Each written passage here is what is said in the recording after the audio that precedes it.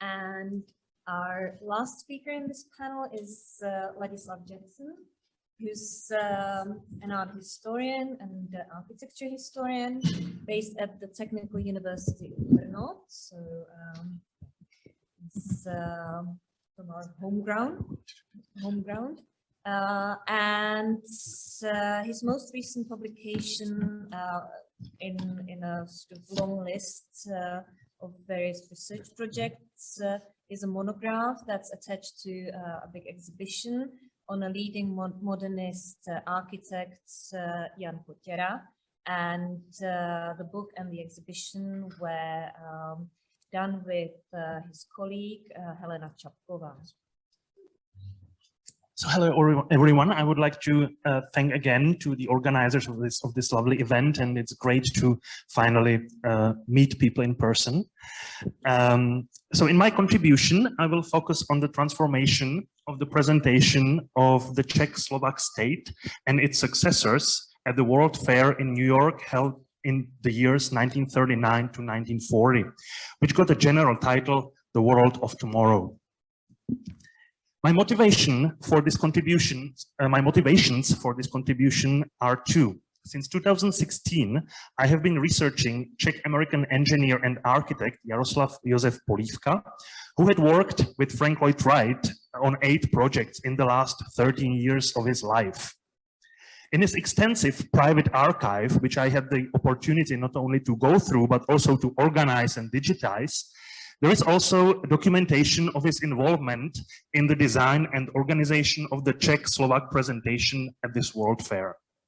My research on J.J. Polívka also shows an aspect that I would like to present here today, and which, in my opinion, should become a defining approach for the research of national pavilions.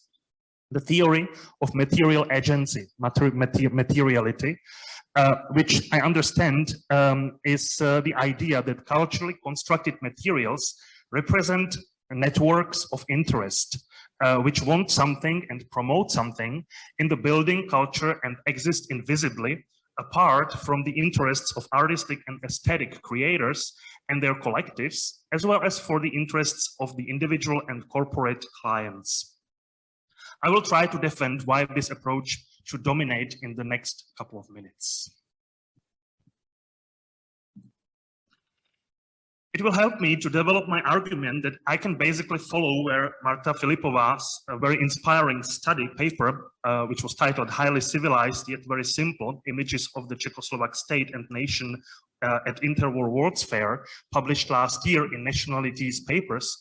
In her conclusion, where she deals with the representation of the Czech-Slovak Republic at the World's Fair in New York, Filipova argues, quote, Czechoslovak Minister Hurban, Mayor LaGuardia, President of the Fair, Groban Whalen, and Czechoslovak Commissioner General George Janeček replaced the organizers of the now disappeared state and continued the administration of the Czechoslovak display, end quote. An exception among the superseded organizers, however, is one figure, Jaroslav Josef Polívka, who wasn't just a basically non-participating structural engineer, but a very active organizer, also thanks to his language skills and networks of contacts. Since Jaroslav Polívka did not participate in the competition, we do not have documentation for the preparation of the pavilion from the very beginning in his archive. The first document in his archive is from July 18, 1938. However, the archive of Ladislav Machoň, who also participated in the architectural competition, contains a valuable source of information about the preparations for the pavilion and the materials agency that we are focusing on. The terms of the competition, announced by the Minister of Public Works, state, quote, let the building be designed so that it can be assembled on site from the finished imported parts if possible. The frame is either steel or wooden, but other building materials or their combinations are not excluded. Consideration should also be given to the use of decorative building materials of Czechoslovak origin, end quote. Unlike the pavilion at the World Fair in Paris in 1937, which we saw thanks to Martina Hrabová, which was to show mainly Czechoslovak steel and glass, no such emphasis was placed on exhibiting building materials this time. Why? We'll get to that later. However, the lobby of interested parties began immediately after the announcement of the competition. On April 23, 1938, Machoň received a letter from the Czechoslovak Society for the Improvement of Timber Management. Quote, "If you take part in this competition, please be so kind and take into account in your project the use of wood as the basic construction material, which has recently became commonplace in large civil engineering works and structures again, because we are convinced that when considering the economy of construction, the use of wood will of course be practical for you as well." End quote. The letter is signed by the chairman of this company, of this organization, an influential architect and professor at the Technical University in Prague with a number of academic positions, Theodor Petřík. However, as the surviving designs show, the architects opted for a steel structure. Only Machoň probably chose a combination of steel and wood due to his friendship with Petřík. Some literally wanted to repeat the glass steel miracle from Paris from 1937, because they probably thought that glass and steel would be again the dominant raw material that Czechoslovakia will want to show off and ultimately sell on the global market. The winner was the design of Kamil Roškot, who was inspired by his earlier project of the Czecho-Slovak Pavilion at the World's Fair in Chicago in 1933, in terms of construction and general disposition, as Marta Filipová showed in her paper that I cited earlier. However, Roškot also based his project very closely on a detailed construction program and an ideological layout sketch from the beginning of April 1938 by Jan Sucharda, a ministry official. Jan Sucharda was the author of detailed instructions that required the Czech-Slovak exposition to be staged as a theater, because the presentation was to be measured to, quote, "an American audience whose mentality I think Kaiserling described as mentality of a 15-year-old girl," end quote. He called on architects and designers to keep in mind, quote, "the romantic and naive, but at the same time to very specific things and concepts oriented American psyche," end quote. The result of these ideas was probably rather bizarre diorama of George Washington being sworn into office. When Griffith Conrad Evans, a professor of mathematics at the University of California at Berkeley, applied for Polívka to be a paid researcher in 1941, he praised him as a, quote, "person in charge of the design and construction of the Czech Pavilion at the World Fair in New York," end quote. As Polívka archives show, it was not just an attempt to exaggerate his merits, but an image close to reality. On July 18, 1938, Polívka was commissioned by the Vítkovice Mining and Metallurgical Company to, quote, "mediate communication between Roškot, the architect, and the Vítkovice Mining Company, to draw up static calculations and plans, to conduct all inquiries, to order construction raw materials and works, to supervise construction works on site, and to arrange all the works in New York City," and multiple trips were planned from the beginning. To design the brick and concrete parts according to the steel structure, to keep a construction diary, and to hand over the finished building to the Ministry of Public Works, end quote. This considerable responsibility was entrusted to Polívka, probably due to his contacts at the ministry, his networking among architects and artists, because Polívka was a member of the professional art organization MÁNES, as well as supply companies, especially in the field of glass blocks and glass concrete constructions. According to immigration records, Polívka and his wife arrived to the United States on August 31st, 1938, for the very first time, because the construction of the pavilion was to take place in the fall that year. The Polívka stayed at the Bedford Hotel on 40th Street in Manhattan. Later, Polívka's son Miloš, also a civil engineer, arrived in the fall of 1938 and got a short-term job at Columbia University to design bus stations. In December, Polívka wrote to the legacy counsel at the Czechoslovak embassy in Washington, Karel Břejška, who became the main coordinator of the project at the Czechoslovak embassy in Washington. Quote, "I will stay here until the end of January 1939 and leave when construction is in full swing, and we are sure that the construction will be completed on time. So far, we have had various obstacles, partly due to the bad weather and partly because we had to remove the large concrete foundations of the old asphalt plant on our construction site." End quote. Karel Břejška became not only a close collaborator, but also a very close friend of Polívka. They were in touch after the war again. Although the New York Czechoslovak consulate issued Polívka with a cover letter to return to Europe, to Czechoslovakia, on February 11, 1939, Polívka returned to Czechoslovakia sometime at the turn of April and May 1939.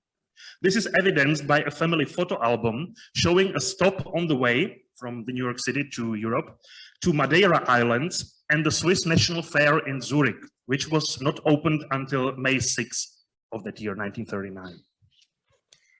At the beginning of May, however, the Ministry of Public Works wanted the pavilion to be approved, and on May 10, Vítkovice Mining Company sent Polívka to New York again. Polívka received $300 from the ministry and left on May 24. Polívka must have been in New York on May 31st when the pavilion was ceremoniously opened together with New York Consul Josef Mračna and Ministry's construction engineer Oldřich Všetička. Polívka was selected as the coordinator of the entire project, also mainly because the pavilion was to include structures made of glass blocks and glass concrete structures, similar to the dome at the exhibition in Paris. However, their implementation did not take place. Later, in 1944, in the application for American citizenship, Polívka assessed the whole situation as follows, quote, "Unfortunately, the New York pavilion was denied the most impressive structural materials, glass and glass concrete, since Hitler, after invading Czechoslovakia in 1939, did not permit shipment of the glass units which had been especially manufactured for the pavilion. Despite strong opposition by Hitler, which handicapped and delayed completion of the Czechoslovak pavilion, in May 1939, the Czechoslovak ambassador in Washington, Colonel Herban, opened the pavilion, even though not yet completed due to obstructions resulting from Hitler's invasion to Czechoslovakia," end quote. Thanks to Polívka's archive, these difficulties can be reconstructed. The construction work was entrusted to the New York firm Hegeman Harris Company. The company also built Russian and other pavilions. Russian pavilion was right next to the Czechoslovak pavilion, as evidenced by John C. Hegeman's letter of April 26, 1939 to Polívka. Quote, "We have had many troubles on the Russian building in the way of obtaining the marble which was shipped from Russia and in fabricating it for use. All the buildings that were entrusted to our care will be done on time, with the possible exception that there may be some little interior work still to be done in the Russian building," end quote. The strategy how the German occupation administration wanted to prevent the completion and opening of the pavilion of Czechoslovakia after the proclamation of the Protectorate of Bohemia and Moravia on March 16, 1939, was to cancel the supply and building materials. However, the first part of the steel parts was already shipped from Vítkovice Mining and Metallurgical Company in early March, and the rest of the steel parts were actually supplied by the American Pennsylvania Steel Company Incorporated. Polívka made sure of that. However, the delivery of glass fittings for the glass concrete structures, which Polívka particularly cared about, and which he arranged with the glass works in Kamenický Šenov and the Fishman and Sons glass works, had already been stopped, and these elements were not used in the pavilion at all. Unlike the Paris pavilion, where the construction structure was the main exhibition item, this did not matter that much. Therefore, Rochecote's design, where the glass concrete structures and the steel construction was to be rather hidden, originally with granite blocks, could have won. And the designs showing off the glass steel constructions, such as designs by Bohuslav Fuchs, Ladislav Machoň, or Josef Karel Říha, clearly failed. The orientation of the presented export offer was completely different than 2 years before in Paris. At the presentation in New York, the focus was to present the light industry, jewelry, glass, clothing, and especially shoemaking. As the reports of Czechoslovak export to the United States years prior to the fair show, the export of shoes doubled between 1936 and 1937, as did the export of utility and decorative glass, jewelry, and artificial flowers, which was still a minor item, but it's still not glass, but glass or steel, but still it doubled. Businessmen, prototypes of self-made men who realized their dreams in the environment of Czechoslovakia interwar capitalism, shoemaking magnates from the Baťa family had eminent business interests in the United States in 1937 to 1939. They founded new factory towns, for example, in Maryland, and it was certain that it was the United States where they would focus their investments in the coming years. The construction office of the Baťa company even submitted their own design, including detailed proposals for the contents of the Czech-Slovak Pavilion in New York. Even though it was not selected, it was Baťa's corporate vision of Czechoslovakia in the future that became the central motive of the resulting exposition. The adored, godlike figure, who was at the center of a huge figurative stained glass window, was neither President Masaryk nor any of the national heroes and saints, but a businessman and the founder of the shoe empire, Tomáš Baťa. His brother Jan Antonin's vision of a state for 40 million people prevailed here, where the Czech lands represented an advanced cultural and civilized part of the country, Slovakia, a rural and folk destination with unspoiled nature for the tourism of rich Czechs, and Carpathian Ukraine, undesirable, uncivilized and wild territory, which is a source of minerals. This idea was not only the result of Czech domestic colonialist ignorance, but also served the economic interests of the Baťa Empire very well. In order to benefit from this idea, it was perfect to connect everything with an efficient transport infrastructure and start making full use of cheap labor in the eastern parts of the country and exploit the natural sources from these areas. It was precisely this trend in the privatization of the state representation that made it possible to significantly change the original architectural, construction, and material intentions of the pavilion. Unlike in Paris, it was not the main exhibit. However, Polívka also benefited from this situation. Although he had known the Baťas since the first half of the 1930s and probably consulted the construction of some of their department stores in Czechoslovakia, the successful presentation in New York strengthened their relations, and Polívka could work during the summer and part of the fall of 1939 on the development of Baťa's production campus in Maryland. As a memento of current Nazi aggression towards Czech lands, Polívka himself mentioned the unfinished pavilion in his opening speech. Quote, "The Czechoslovak Pavilion, as it appears today on the opening day of May 31st, is the work of untiring efforts of the nation it represents in the world of tomorrow.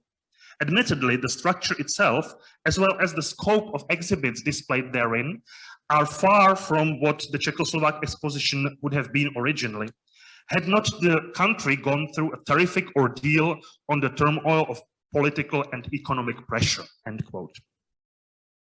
As it is apparent, the role of the organizer in the design and implementation of the Czech-Slovak Pavilion at the World Fair in New York in 1939 to 1940 had a major impact on Polívka's life trajectory.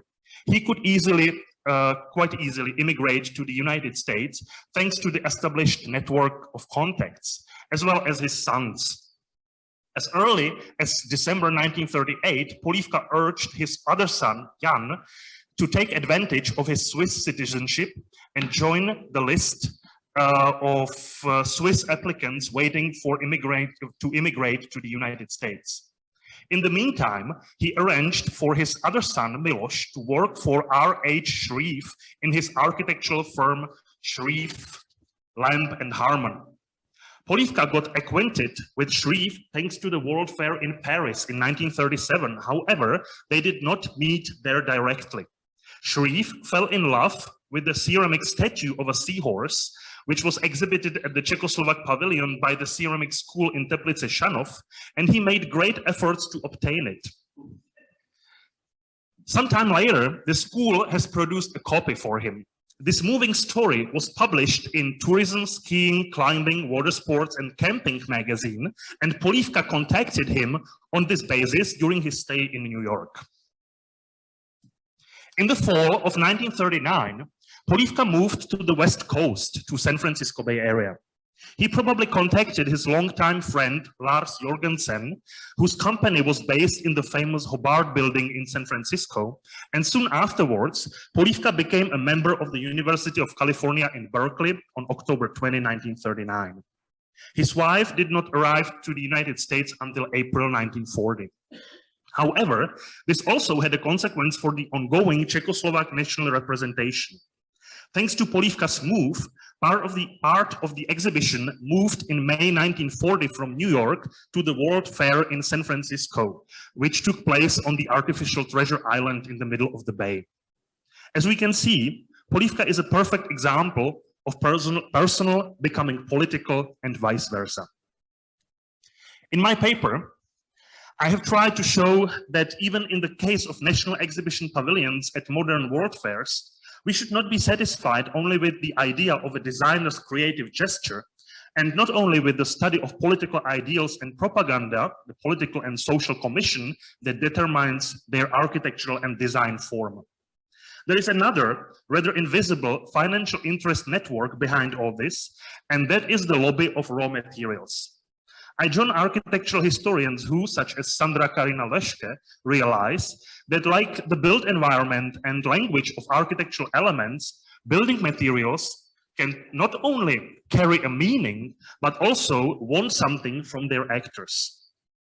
As architectural historian Ákos Moravanský teaches us, our interest should not be directed to the analysis of materials using the natural sciences, but on the contrary, we must ask about the cultural construction of materials and in reverse, their reconstruction of the culture. This aspect easily escapes us when we can no longer visit the vast majority of national pavilions in person due to their ephemerality and realize their materiality and their material essence. Thank you for your time and for your attention.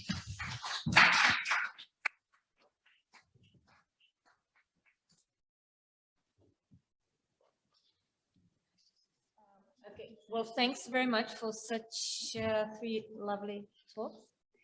Can I ask you to stay here and invite the other speakers, Gaspar and Martina?